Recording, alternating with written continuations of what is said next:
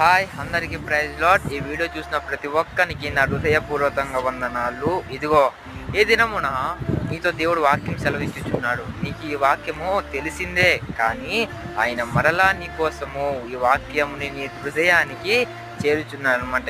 ఈ రీలు నీకు ఉపయోగం ఖచ్చితంగా రాదు అనుకుంటా, కానీ దేవుని వాక్యము ఖచ్చితంగా నీ హృదయంలో బలంగా స్థాపించబడాలని కోరుచున్నాము. ఇదిగో ఆయన న్యాయము తీర్చడానికి ఆయన సింహాసాన్ని స్థాపించి ఉన్నాడు. ఎందుకు స్థాపించి ఉన్నాడు సింహాసాన్ని? న్యాయము తీర్చడానికి. ఎవరని? నీతిమంతులని. ఇదిగో నువ్వు ఇన్ని దినములు నీతిమంతుడుగా ఉన్నావు కదా.